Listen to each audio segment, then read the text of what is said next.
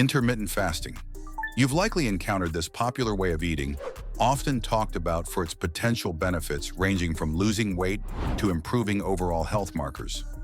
But with the sheer volume of information circulating about it, it can become quite challenging to distinguish what is genuinely supported by scientific evidence from what are simply common misconceptions or myths. Today, we're going to cut through all the noise and dive deep into the core principles of intermittent fasting, separating the widely held myths from the established facts.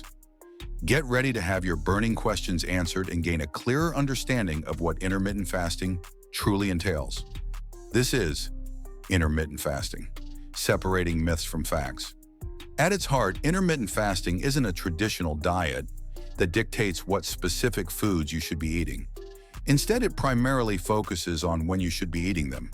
It involves strategically cycling between defined periods of eating and voluntary periods of abstaining from food, fasting on a regular and recurring schedule. There are several well-known and commonly practiced methods of intermittent fasting, such as the popular 16-8 method, where individuals typically fast for a 16-hour window each day and then consume their meals within an 8-hour eating window. Another approach is the 5-2 diet, which involves eating your normal caloric intake for 5 days of the week and then significantly restricting your calorie consumption on the remaining 2 non-consecutive days. Alternate day fasting, as the name suggests, involves alternating between days of normal eating and days of very low calorie intake or complete fasting. Given the significant surge in its popularity over the past few years, a substantial amount of information, encompassing both scientifically accurate findings and potentially misleading claims, has inevitably surfaced surrounding intermittent fasting. Let's now directly address some of the most prevalent myths that people often encounter regarding intermittent fasting and examine what the actual body of scientific research has to say about these claims. Myth 1. Intermittent fasting is essentially just another form of starvation. Many people mistakenly believe that intermittent fasting is the same as starvation, but this is not true. Starvation involves long periods of extreme and usually involuntary calorie restriction, often leading to nutrient deficiencies and slowed metabolism. Intermittent fasting, however, is a structured and voluntary approach. It includes planned periods of eating followed by controlled fasting windows. During eating periods, you're encouraged to consume enough nutritious food to meet your body's needs.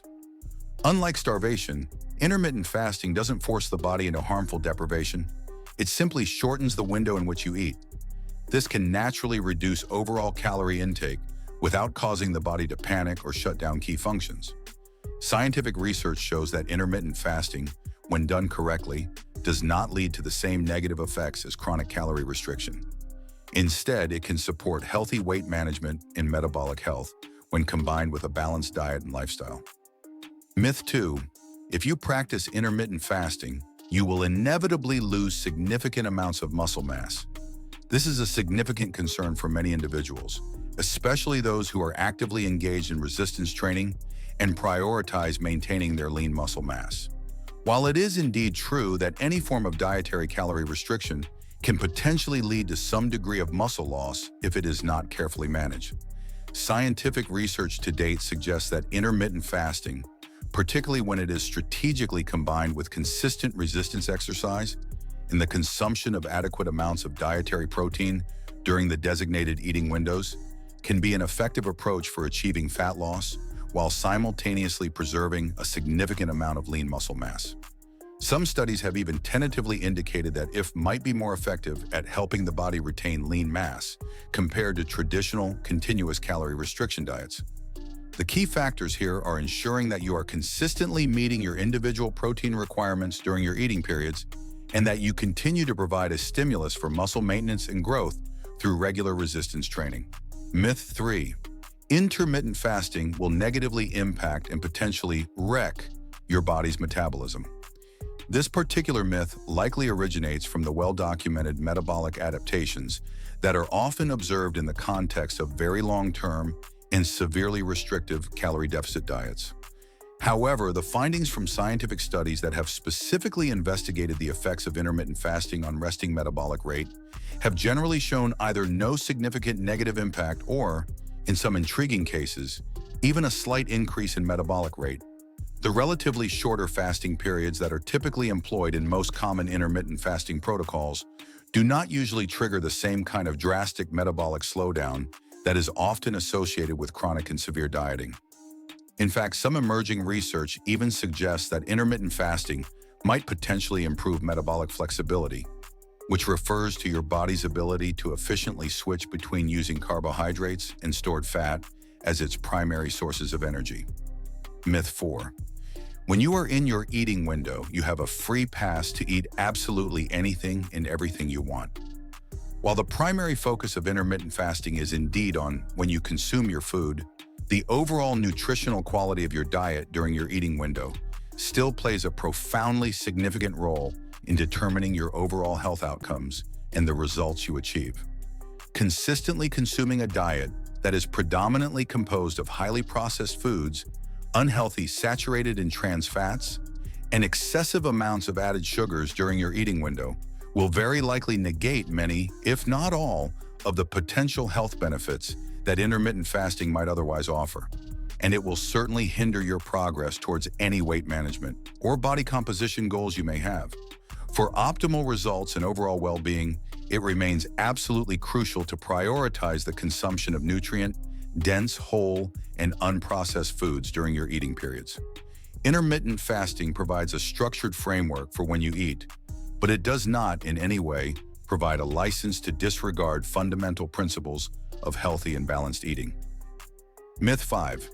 Intermittent fasting is inherently bad or unsuitable for women. This is a more nuanced and complex area that has been the subject of some debate.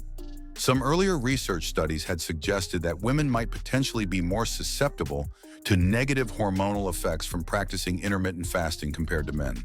However, more recent scientific studies, as well as a significant amount of anecdotal evidence from women who successfully practice intermediate fasting, indicate that many women can indeed incorporate intermittent fasting into their lifestyles effectively, often with certain modifications, such as utilizing slightly shorter fasting windows. It remains crucial for women who are considering adopting intermittent fasting to pay close attention to their own body's responses, to start gradually and cautiously, and to potentially opt for milder forms of intermediate fasting, such as the 12 to 14-hour overnight fast. If there are any pre-existing concerns about hormonal health or menstrual cycles, it is always highly recommended to consult with a qualified healthcare professional before starting an intermittent fasting regimen. Myth 6. If you are doing intermittent fasting correctly, you should feel hungry all the time during your fasting periods. While it is certainly normal to experience some degree of hunger, particularly when you are first adapting to an intermittent fasting schedule, your body typically undergoes a process of physiological adaptation over time. Many individuals who consistently practice intermittent fasting report that their initial hunger pangs tend to subside as their body becomes more accustomed to the regular eating and fasting schedule.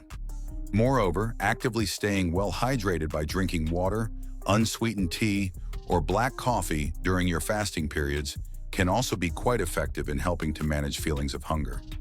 The overall goal of intermittent fasting is not to be in a constant state of starvation, but rather to strategically schedule your eating times in a way that aligns with your health and lifestyle goals.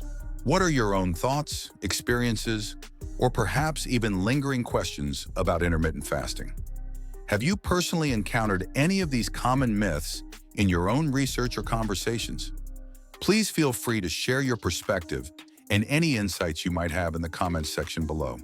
If you found this video helpful in clarifying some of the common misconceptions surrounding intermittent fasting and in providing a more science-backed understanding of its principles, please give it a thumbs up to help share this information with others who might also be curious. And don't forget to subscribe to our channel for more evidence-based information on health, nutrition, and well-being. Thanks so much for watching.